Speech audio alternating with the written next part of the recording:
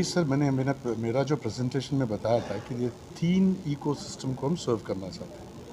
संदेश यही है कि पहले तो भारत को गुड क्वालिटी रिलेवेंट कंटेंट सर्व कर और उनको एक्सेसिबिलिटी, जैसे कि बाकी के दुनिया के बाकी के मेट्रोस के जो जो जो इन्फॉर्मेशन कंटेंट या प्रोडक्ट्स अवेलेबल है वो उनको भी उपलब्ध हो। ये 2 मुद्दे हैं जो हम जिसके ऊपर हम ये एंटरप्राइज चला रहे हैं। सर 6100 कुछ स्टेशन हैं और 1.8 मिलियन समथिंग कस्टमर्स जिनके पास आप कितना संभव आपको लगता है ये होना कि 1.8 मिलियन तो ऑलरेडी है, अभी है। तो ये सर्विस इतनी फास्ट तरीके से सर नीचे उतर रही है, आपको संभव है? जैसे आपने अभी अपने संबोधन में भी कहा कि भारत से भारत को जोड़ रहे हैं, तो कितना है सर आपको लगता है कि कितना इजी है इस काम को करना?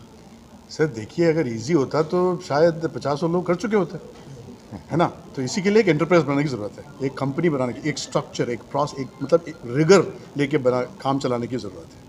तो हम ये स्टेप बाय स्टेप चलाने की काम है। ये ऐसा नहीं है कि मंडे मॉर्निंग आपको स्विच ऑन कर दिया तो 1.8 मिलियन हो गया या 3 मिलियन हो गया, 4 मिलियन हो गया। ये कंसिस्टेंट एजुकेशन करना पड़ता है, बाय वेरियस मीन्स। आपको एक छोटा सा एग्जाम्पल देता हूँ। हर स्टेशन के बाहर कुछ ना कुछ चाय समोसे बेचने वाले होते हैं। अगर उनको हम बोलें कि हमारे रिप्रेजेंटेटिव बन जाइए, 2 तरह के, एक तो सारा दिन वो वहीं बैठे रहते हैं, तो अंदर जाके चेक कर सकते हैं कि क्वालिटी ऑफ वाईफाई, जैसे किसी ने पूछा कि wifi coverage spot black hole होता है तो क्या होता है, वो पता करके हमको बता सके सारे दिन की नेटवर्क का क्वालिटी कैसा है। एक तो वो।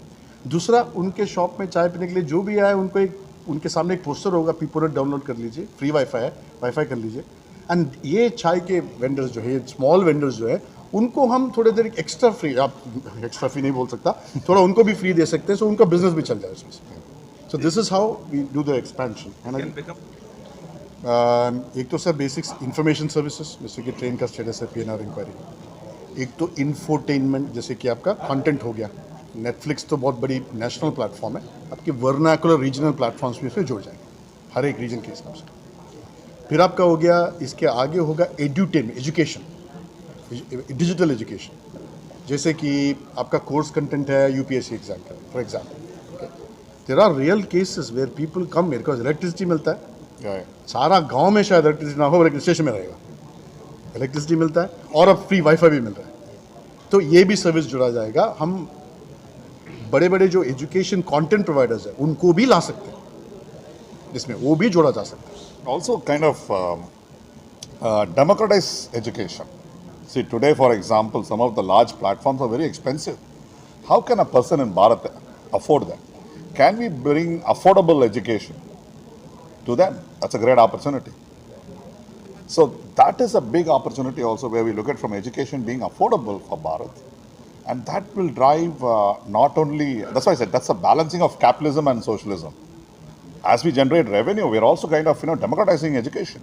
Instead of somebody paying 6,000 rupees or 10,000 rupees for a course, if somebody can pay 100 rupees and learn English, I think that's the biggest opportunity here. We're talking about sheer volumes. Talking about 700 million people downloading on-the-go English education. It's an opportunity. Sir आप imagination, cab service ले लीजिए, cab book करना है आपको, station में उतर रहे हैं या स्टेशन पे मालूम है आपको कितने घंटे के, तो कैब सर्विस ले लीजिए, पोर्टर सर्विसेज ले लीजिए। जो भी सुविधाएं हैं जो आपको चाहिए, जो आप ट्रेन पे उतर रहे हो, वो सब डिजिटली एक्सेसिबल हो जाए। पहले तो वो एक कैटेगरी है। दूसरा कैटेगरी मैंने जैसे कहा कि ये जो जितने भी नए प्रोडक्ट्स कि जितने भी एजुकेशन मतलब लार्ज गवर्नमेंट इंस्टीट्यूशंस भी इन ये प्रांतों को एजुकेट करना चाहते हैं ना, अपने पॉलिसीज़, वो भी तो हो सकता है। सो मैनी मतलब आप इमेजिन कीजिए, जो भी आपको चाहिए इन भारत को चाहिए और भारत कंज्यूमर्स को चाहिए, वो इसके जरिए पहुंचा सकते हैं। And also the more brands investing on this, because now brands are investing more on the OH campaigns and others, so brands will also come and participate, will promote. It's a very, very interesting question, because I'll tell you why. We are opening a new line of advertisement, because even still we are struggling to kind of price this product, because it's not your natural digital marketing, nor it is your above the line or any of the traditional ones. We are opening an all new channel. So this is a big opportunity. They also want to connect with the tier 2, tier 3 cities. Absolutely. And because I look at the feedback mechanism out of it, because you look at the it's absolutely hyper-local. It's micro-segmented. It's hyper-segmented. Location-based services. I think that's the way forward. See, if you look at it for telecom, a lot of us are for telecom. We've been talking about location-based services for the last 20 years. But I think this we can make it a reality. Really, absolutely to the lat-long level, you can provide somebody what he wants. On